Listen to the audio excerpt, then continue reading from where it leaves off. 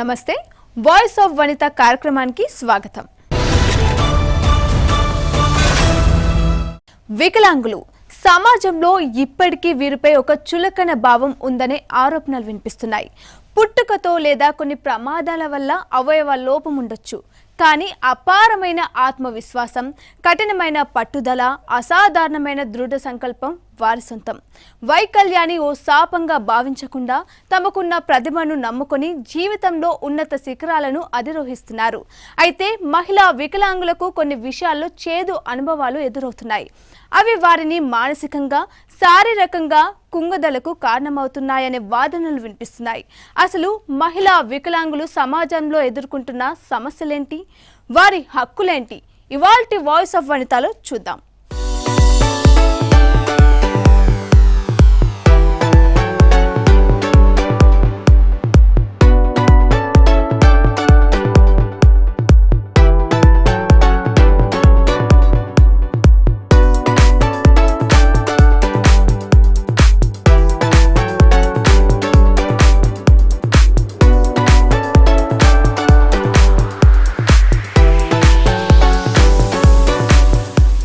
వైకల్యం వెక్కిరించిన, సమాజం చిన్న చూపు చూసిన వెనక్కి తగ్గని మహిళలు ఎంతో మంది ఉన్నారు. అసలు మన దేశంలో వికలాంగ మహిళల శాతం ఎంత, వారికున్న హక్కులేంటి, వికలాంగ మహిళల కోసం ప్రత్యేకంగా కేటాయించిన చట్టాలేంటి?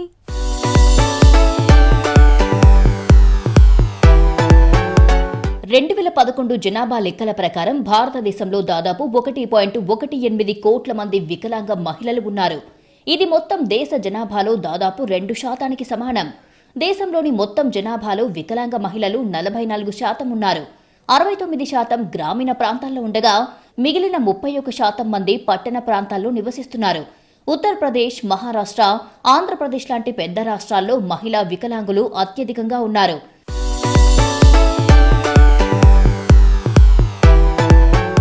ప్రపంచ జనాభాలో 100 కోట్లకు పైగా వికలాంగులు ఉంటారని ఐక్యరాజ్యసమితి అంచనా వేసింది. 2011 జనాభా లెక్కల ప్రకారం భారతదేశంలో సుమారు 2.68 కోట్ల మంది ఏదో ఒక వైకల్యంతో బాధపడుతున్నారు.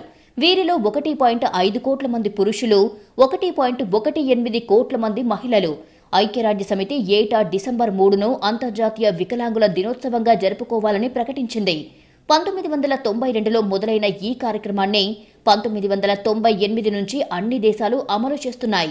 వికలాంగులకు సమాన అవకాశాలు, హక్కులు కల్పించి సమాజాభివృద్ధిలో భాగం చేసే ప్రయత్నంలో వికలాంగుల దినోత్సవం ప్రధాన ఉద్దేశం.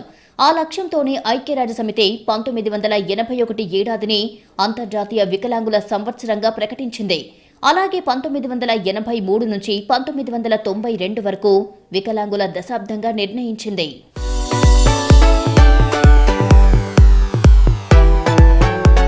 అయితే వైకల్యం శరీరానికే కాని మనసుకు కాదని గట్టిగా నిరూపిస్తుంటారు ఆ మహిళలు. వారిలో అపారమైన ఆత్మవిశ్వాసం, పట్టుదల, అసాధారణమైన దృఢ సంకల్పంతో ముందుకు సాగుతూ ఉంటారు. ఎలాంటి ప్రతికూలతలనైనా ఎదుర్కొని తమ ప్రతిభతో ప్రపంచాన్ని ఆశ్చర్యపరిచే అద్భుతమైన శక్తి వారి సొంతం. వైకల్యాన్ని ఓ శాపంగా భావించకుండా తమకున్న ప్రతిభను నమ్ముకొని జీవితంలో విజయాలు సొంతం చేసుకుంటున్నారు. కానీ హక్కుల సాధన విషయంలో మాత్రం ఇప్పటికీ కొంతమేర వెనకబడే ఉన్నారు అనే వాదన వినిపిస్తోంది. నా పేరు శైలజ. నేను ఒక దివ్యాంగురాలిని. నేను 4 వాకర్ని. నేను బయటికి వెళ్ళాలంటే టాయిలెట్స్కి ప్రాబ్లమ్స్ అవుతుంది. నేను కింద చేతులు పెట్టి నడుస్తాను. మా 4 వాకర్స్కి వాష్రూమ్స్కి ఎక్కడ వెళ్ళిన ప్రాబ్లం అవుతుంది. కానీ ఎక్కడైనా కేటాయిస్తే బాగుంటుంది. బాయ్స్ అయితే వెళ్తారు ఎక్కడ పడితే అక్కడ. గర్ల్స్ అయితే వెళ్ళలేం కదా.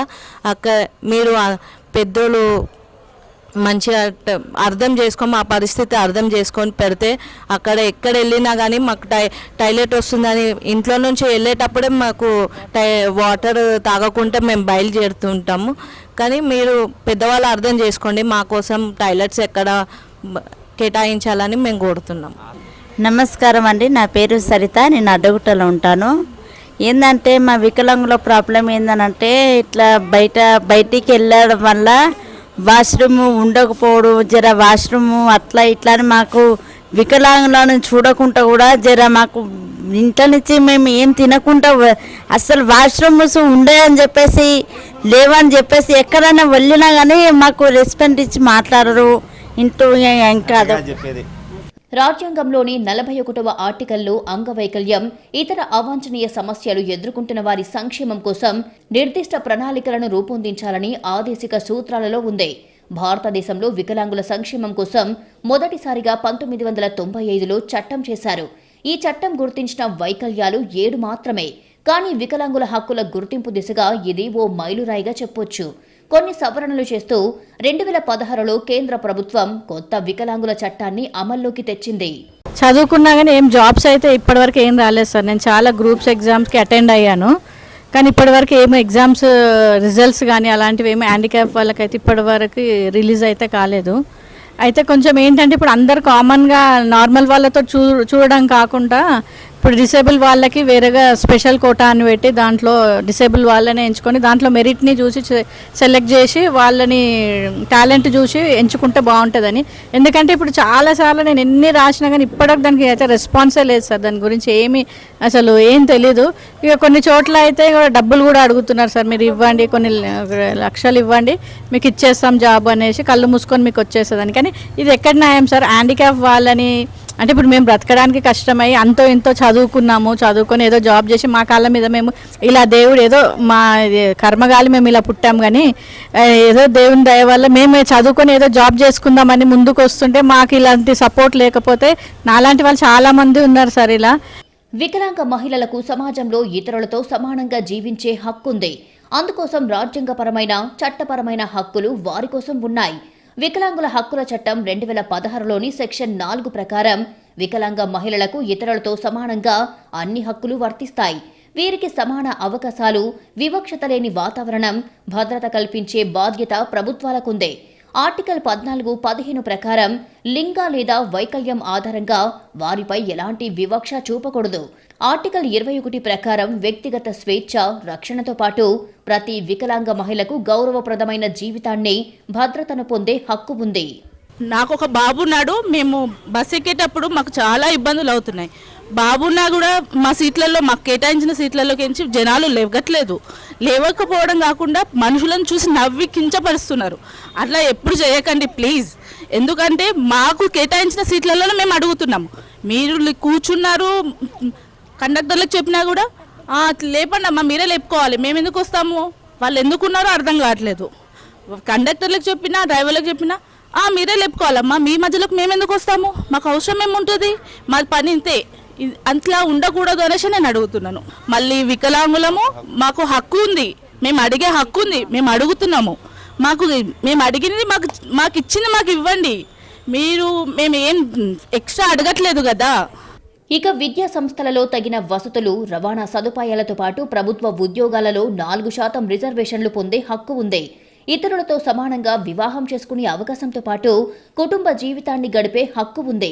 అంతేకాదు ఆ మహిళలకు భావస్వేచ్ఛ, సంతానోత్పత్తి హక్కులకు భంగం కలిగించడం చట్టరీత్యా నేరం.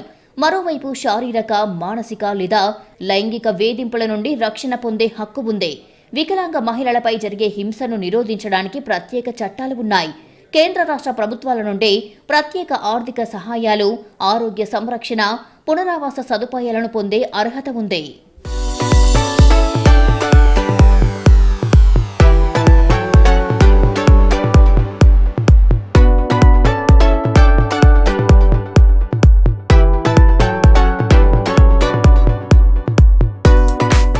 దివ్యాంగ మహిళల కోసం కేంద్ర ప్రభుత్వం ఎలాంటి సదుపాయాలు కల్పిస్తోంది? అసలు ఆ స్కీమ్స్ గురించి ఆ వనితలకు అవగాహన ఉందా? మరోవైపు వికలాంగ మహిళలు పలు విషయాల్లో వివక్షకు గురవుతున్నారని ఆరోపణలు వినిపిస్తున్నాయి. అసలు వారు ఎందులో అవమానానికి గురవుతున్నారో తెలిస్తే ప్రతి ఒక్కరి మనసు చలించక మానదు.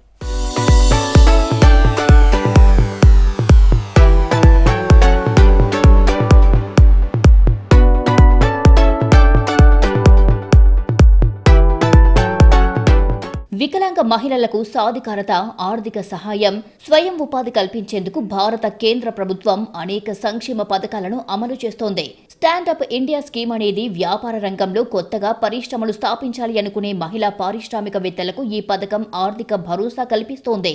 ప్రతి బ్యాంక్ బ్రాంచ్ ద్వారా మహిళా పారిశ్రామికవేత్తలకు 10 లక్షల రూపాయల నుంచి ₹1 కోటి వరకు బ్యాంకు రుణాలు అందిస్తోంది. ఏడీఐపీ ద్వారా కృత్రిమ అవయవాలు, వీల్ చైర్లు లేదా ఇతర సహాయ పరికరాలను కొనుగోలు చేయడానికి ప్రభుత్వం సహాయం చేస్తుంది. ఆ లబ్ధి పొందడానికి కుటుంబం వార్షికాదాయం ₹30,000 లోపు ఉండాలి. ₹15,000 ఉంటే ఆ పరికరాలు పూర్తిగా ఉచితంగా అందిస్తోంది. అంతేకాకుండా ఇప్పుడు చదువుకొని వాళ్ళు కూడా చాలా మంది ఉన్నారు సార్. వాళ్ళకి వెహికల్స్ రాలేదు. వాళ్ళు ఎందుకంటే నేను చూసిన దగ్గర నుండి చాలా చిన్న చిన్న వ్యాపారాలు చేసుకుంటున్నారు వాళ్ళు. అయితే వాళ్ళకి ఏంటంటే ఏమన్నా సామాన్లు తెచ్చుకోవడం కానీ, వెజిటేబుల్స్ కానీ, ఇట్లా ఏమన్నా గ్రాసరీస్ కానీ తెచ్చుకొని షాప్స్ పెట్టుకోవాలనుకుంటే వాళ్ళు వెళ్ళలేరు సార్. ఆటో ఫేర్ అంత అఫోర్డ్ చేయలేరు వాళ్ళు. అందుకని వాళ్ళకు కూడా ఇలాంటి వెహికల్స్ ఇస్తే వాళ్ళు చిన్న చిన్నగా అక్కడ వెళ్ళి వాళ్ళు తెచ్చుకుంటారు సార్. వాళ్ళకి ఏమైనా సంబంధించి చిన్నగా ఏదైనా నడిపించుకొని వాళ్ళ జీవనాన్ని వాళ్ళు పోషించుకుంటారు సార్. ఇది మరోవైపు ఇందిరాగాంధీ జాతీయ వికలాంగుల పెన్షన్ పథకం కేంద్ర ప్రభుత్వం ఆర్థిక భరోసా కల్పిస్తోంది. 18 నుండి 59 సంవత్సరాల మధ్య వయసు ఉండే 80% లేదా అంతకంటే ఎక్కువ తీవ్ర వైకల్యం కలిగిన మహిళలకు నెలవారీ ఆర్థిక సాయం అందిస్తోంది. దారిద్ర్య రేఖకు దిగువన ఉన్నవారు దీనికి అర్హులు. స్వావలంబన్ ఆరోగ్య బీమా పథకం కింద వికలాంగులకు, వారి కుటుంబాలకు ఆరోగ్య భద్రతను కల్పించే లక్ష్యంతో ఈ హెల్త్ ఇన్సూరెన్స్ పనిచేస్తోంది. ఇక దేశవ్యాప్తంగా వికలాంగుల గుర్తింపు కోసం కేంద్ర ప్రభుత్వం one nation one ID card తీసుకొచ్చింది. ఈ కార్డు ఉన్న వికలాంగ మహిళలకు వివిధ కేంద్ర ప్రభుత్వ పథకాలు, రాయితీలు, ప్రయాణాలలో సదుపాయాలు నేరుగా అందుతాయి. ముఖ్యంగా విషయం ఏంటంటే మాకు 2016 చట్టం దివ్యాంగ చట్టం అమలైంది, కానీ అది ఎవరు ఇంప్లిమెంటేషన్ చేస్తలేరు. దివ్యాంగుల చట్టం ప్రకారం మాకు గవర్నమెంట్ కార్యాలయాల్లో ప్రతి ఒక్క చోట ర్యాంపులు కానీ, వీల్ చైర్లు కానీ మాకు యాక్సెసిబిలిటీస్ ఉండాలి. యాక్సెసిబిలిటీస్ కావాలి అంటే మాకు ఎట్లా అంటే ఇప్పుడు మాకు ఎక్కడైనా వెళ్ళాలి అంటే అక్కడ మనుషులు ఏమంటారు, ప్రభుత్వ కార్యాలయాల్లో మీరు ఎందుకు వచ్చారు, మీ ఇంట్లో లేరా అంటే, ఇప్పుడు మేము ఇండిపెండెంట్గా బతుకుతాము, మాకు ఎట్లాంటి స్కిల్స్ మాకు ఇవ్వట్లేదు. సో మాకు ఏదైనా సమస్య వచ్చినా కానీ కూడా మేము ఎక్కడైనా వెళ్ళాలి అంటే మాకు ర్యాంపులు ఉండదు, వీల్ చైర్ యాక్సెస్ ఉండదు, ఎట్లా మీరు ఎందుకు వచ్చిరో అని అంటారు. అన్ని చోట మాకు పేరెంట్స్ కూడా సపోర్ట్ ఉండరు కదా. సో మాకు ఏంది అని అంటే మా దివ్యాంగ చట్టం 2016 చట్టం యాక్ట్ ప్రకారం సెక్షన్ 92 ప్రకారం మాకు ఇంప్లిమెంటేషన్ అనేది మాకు కావాలని కోరుతున్నారు. దీన్ దయాళ్ వికలాంగుల పునరావాస పథకం ద్వారా వికలాంగులకు ప్రత్యేక విద్య, వృత్తి శిక్షణ, పునరావాస కేంద్రాలను ఏర్పాటు చేస్తోంది. అయితే స్వచ్ఛంద సంస్థల ద్వారా కేంద్ర ప్రభుత్వం ఈ పథకాన్ని అమలు చేస్తోంది. వీటితో పాటు వికలాంగ విద్యార్థినుల కోసం ఉన్నత విద్యలో ప్రత్యేక స్కాలర్షిప్ పథకాలను కూడా అందిస్తోంది. అయితే కేంద్రం లేదా పలు రాష్ట్రాలు అందించే పలు పథకాల గురించి తెలియక నష్టపోతున్నారు. అయితే స్థానిక మహిళా సంఘాలు, అంగన్వాడీ కార్యకర్తలు వికలాంగ మహిళలకు అవగాహన కల్పించాల్సిన అవసరం ఉంది. మండల లేదా జిల్లా కేంద్రాల్లో ప్రత్యేక అవగాహన కార్యక్రమాలు చేపట్టాల్సిన ప్రాధాన్యత ఉంది. ఆడియో, వీడియోల ద్వారా స్థానిక భాషలో కరపత్రాల ద్వారా సమాచారాన్ని అందించే ప్రయత్నం చేయొచ్చు. మహిళా సమాఖ్యలు, మహిళా మండల సంఘాల సమావేశాలలో వికలాంగ మహిళల్ని భాగస్వామ్యం చేయాల్సిన అవసరం ఉంది. అంతేకాదు వారికి ప్రభుత్వం ఇచ్చే వడ్డీ లేని రుణాలు, ఇందిరా మహిళా శక్తి వంటి కార్యక్రమాలపై ప్రత్యేక శిక్షణ ఇప్పించాలి.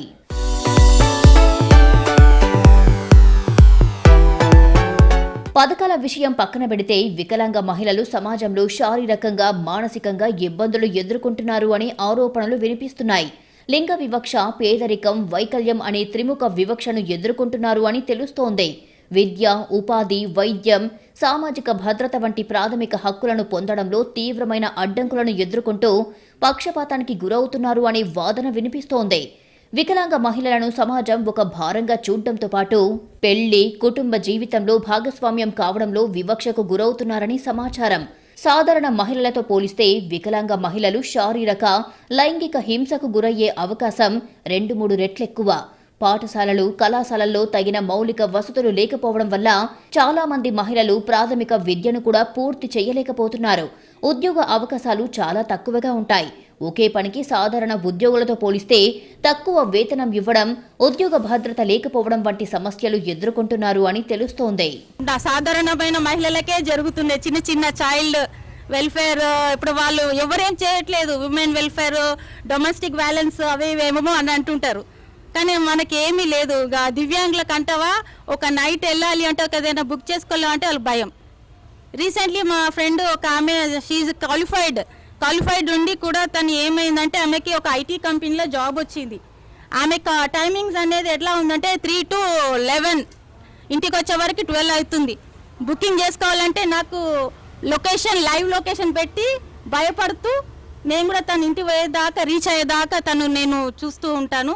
అట్లాంటి యాక్సెస్ కూడా మాకు పెట్టాలి. ఇంకా ఏంటంటే ఇప్పుడు సెక్సువల్ హరాస్మెంట్ అంటే అవి చెప్పకూడదు. రోడ్ల మీద చాలా మంది పోకిరిగాన్లు మనకు చిరాస్తుంటూ ఫ్లోటింగ్ అని అది ఎక్సెట్రా అవన్నీ చేస్తూనే ఉంటాయి. అవన్నీ సాధారణంగా జరుగుతూనే ఉన్నది మనకి. శారీరక లేదా మానసిక పరిమితులు వారికి అడ్డంకులు కావు. వికలాంగుల గొప్పతనం వారి అపారమైన ఆత్మవిశ్వాసం, కఠినమైన పట్టుదల, అసాధారణమైన దృఢ సంకల్పంలో ఉంటుంది. ఎలాంటి ప్రతికూలతలనైనా ఎదుర్కొని తమ ప్రతిభతో ప్రపంచాన్ని ఆశ్చర్యపరిచే అద్భుతమైన శక్తి వారి సొంతం. వైకల్యాన్ని ఓ శాపంగా భావించకుండా తమకు ఉన్న ప్రతిభను నమ్ముకొని జీవితంలో ఉన్నత శిఖరాలను అధిరోహిస్తున్నారు. భౌతిక లోపాలు ఉన్నప్పటికీ సైన్స్ రంగం, కళారంగాల్లో తమ టాలెంట్ చూపిస్తున్నారు. క్రీడల్లో రాణిస్తూ మన దేశానికి కీర్తి ప్రతిష్టలు తెచ్చిపెడుతున్నారు. ఇండియా వైజ్ మనం టోటల్గా 2.2% డిఫరెంట్లీ పర్సన్స్ ఉన్నారు. నార్మల్గా తెలంగాణలో తీసుకుంటే 2.7% ఉన్నారు. అంటే 7.7 lakhs పీపుల్ ఉన్నారనమాట తెలంగాణలో. సో మనం ఏంటంటే మన సమస్య ద్వారాగా మ్యాక్సిమం కవర్ చేస్తున్నాము. ఇంకా ఉన్నారు, ఇంకా చాలా నీడి ఉన్నారు, ఇంకా కాంటాక్ట్ చేస్తూనే ఉన్నారు. వాళ్ళు ఫేస్ చేస్తున్న సమస్యలు ఏంటంటే మనం నార్మల్ పర్సన్స్కి అర్థమయ్యే విధంగా చెప్పాలంటే, నార్మల్గా ఇప్పుడు ఎక్కడైనా ఒక పబ్లిక్ ప్లేసెస్కి వెళ్తున్నారు, ఒక బస్సులో వెళ్ళాలంటే ఒక నార్మల్గా మనం వెళ్ళగలుగుతున్నట్టు వాళ్ళ వల్ల వెళ్ళడానికి అవ్వట్లేదు. వాళ్ళు ఎక్కాలంటే అవ్వట్లేదు. ఒక ర్యాంప్ అనేది లేదు. వాళ్ళకి వెళ్ళిన వెంటనే వాళ్ళకి బస్సులో ఒక బోర్డు ఉంటుంది. అది నామకే వాస్తే మాత్రమే ఆ బోర్డు ఉంటుంది. ఆ వికలాంగులకి అనేది ఒక పేరు పెట్టారు తప్ప వాళ్ళకి సీట్లు అయితే ఇవ్వడం లేదు. సో ఇవన్నీ పబ్లిక్ కూడా మైండ్ దృష్టిలో పెట్టుకోవాలి. వికలాంగ మహిళల అభ్యున్నతికి పలు స్వచ్ఛంద సంస్థలు సైతం కృషి చేస్తున్నాయి. వారిలో మానసిక స్థైర్యం నింపడంతో పాటు స్వయం ఉపాధి కల్పిస్తున్నాయి. ప్రభుత్వం అందించే పలు పథకాలతో పాటు పలు ఎన్జిఓల ద్వారా అందించే సహకారంతో తమ జీవితాలను ఉన్నతంగా తీర్చిదిద్దుకుంటున్నారు. అందులో భాగంగానే 7 Rays ఫౌండేషన్ వికలాంగ మహిళలకు తన వంతుగా సపోర్ట్ అందిస్తోంది.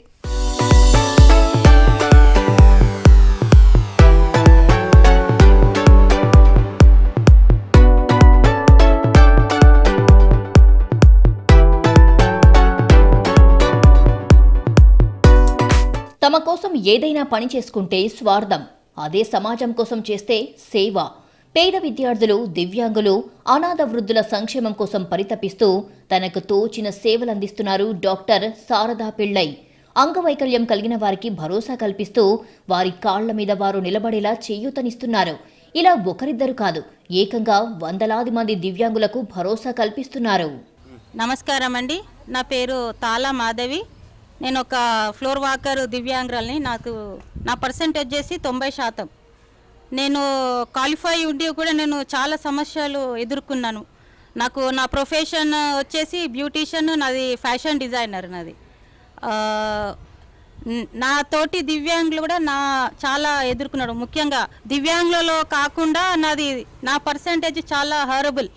ఎట్లా అంటే నేను కింద పాకుతాను. మాకు ఎట్లా అంటే ఉపాధి మేము చేతుల మీదే చేసుకుంటాం, కానీ మాకు అది ఒకటి డెవలప్మెంట్ అనేది లేదు. మా పరిస్థితికి ఎట్లా అంటే మాకు పెన్షన్లు సరిపోక, మాకు ఒకటి ఏదన్నా నేర్చుకొని కూడా మేము కుట్టుకోలేక చేయలేక, అయితే మాకు ఇట్లా మేడం ప్రైవేట్ ఎన్జిఓ ఆమె ఆ ఫౌండర్ సారా మేడం గారు 7 Rays ఫౌండేషన్ ఫౌండర్.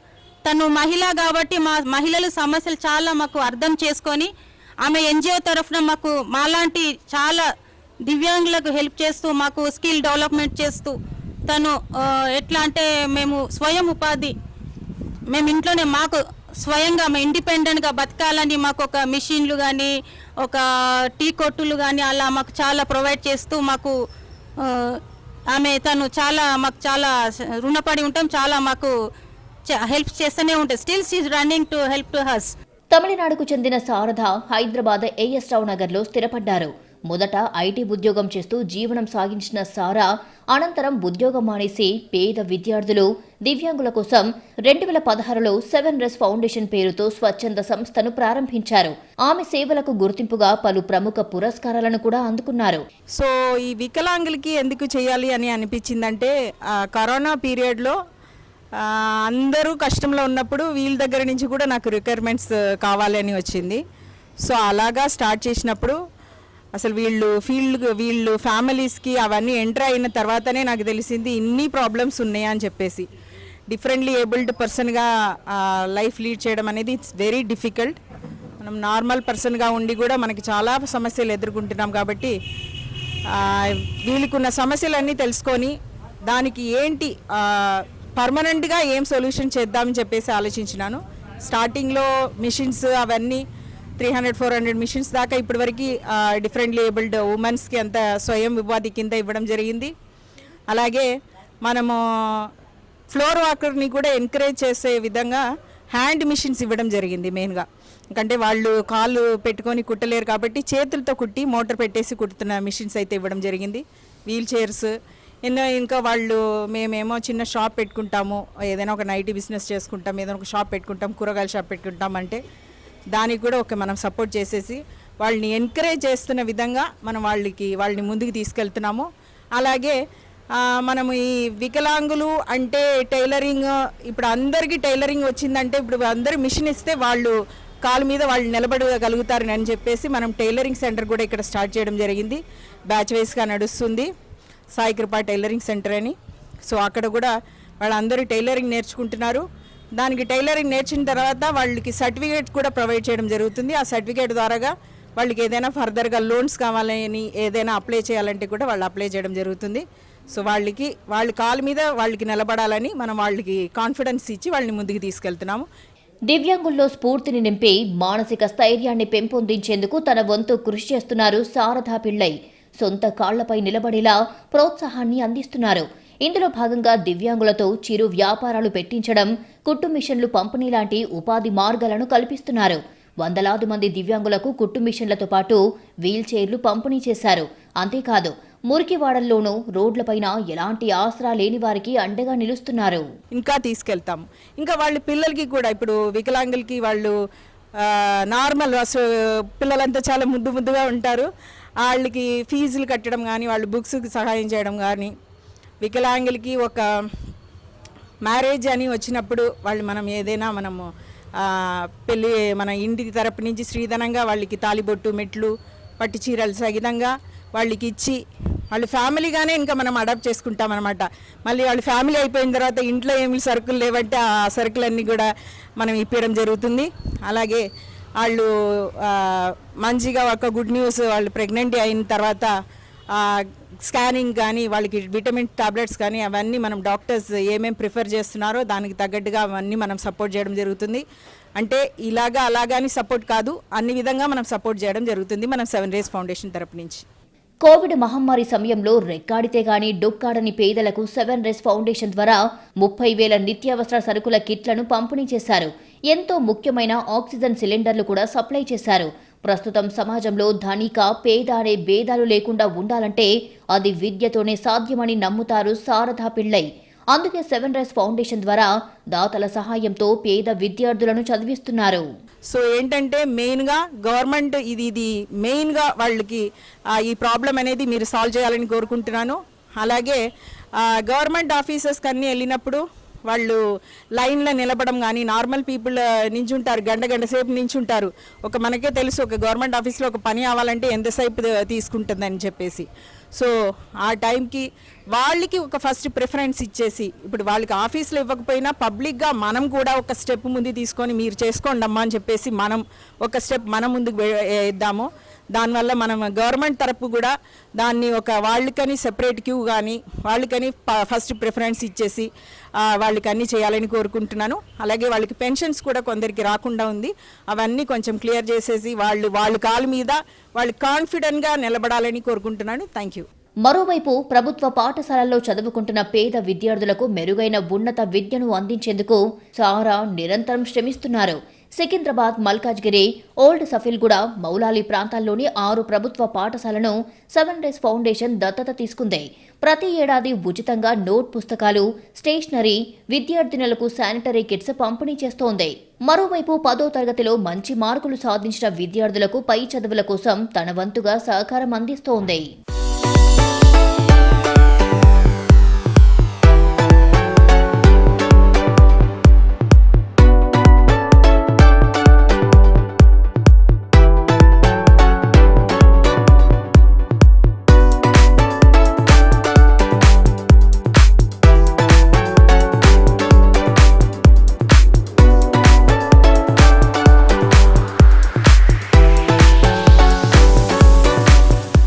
ఇది నేటి వాయిస్ ఆఫ్ వనిత కార్యక్రమం. మరో టాపిక్ తో వచ్చే వారం మళ్ళీ కలుద్దాం. అంతవరకు సెలవు. నమస్తే.